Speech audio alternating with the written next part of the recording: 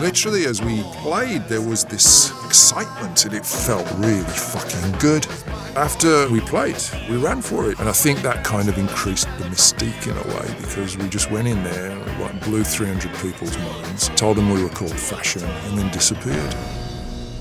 It's a long time ago, over 40 years ago. We just accepted things as they happened and thought that was par for the course anyway. When you see the projection of Luke's life, I think it's a fascinating story.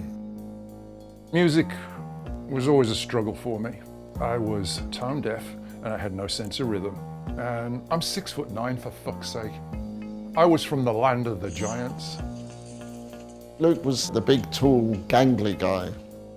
You couldn't miss him, really. Being told that I was too tall, being told that I couldn't do it, being told that my music was crap. I was like, okay, we'll see about that. And for a while it worked, until we ran into the music business.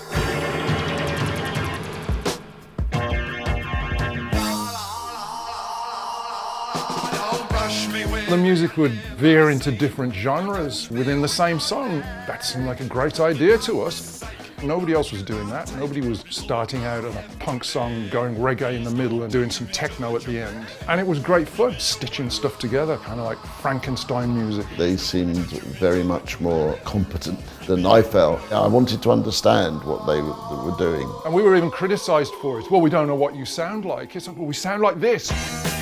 Right from the beginning, there was this excitement every time we played. And you put that in front of people, they react. You always want to be different, and they don't just sort of look at something as a bandwagon and decide, okay, well, we should copy that.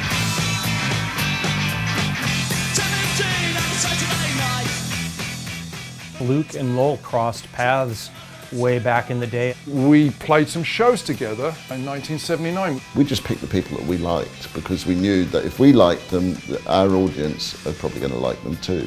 We really were going to change things and it was all going to work, and there was no doubt. We were the future of no future. Remember,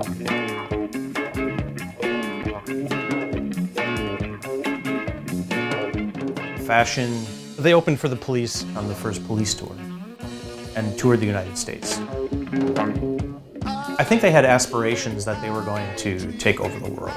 Their live show was getting better and better. The crowds were really responsive to their music. But no one really paid much attention to Luke or his band. All of the attention, all of the media really gravitated much more towards the Police than Fàshiön.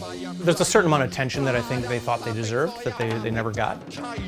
It was a time of a great liberation artistically, and not supposed, because the 70s in England had been quite dour and downcast. With that became a sort of outpouring of emotion that had to go somewhere. It made you feel like, well, you had nothing to lose because it couldn't be any worse than what was going on at the time. We were willing to take chances. Everybody was saying that they were trying to do something different, but I believe we were. Fàshiön, they went back to the UK and found some band that nobody really heard of to open for them. But unfortunately, that band turned out to be U2.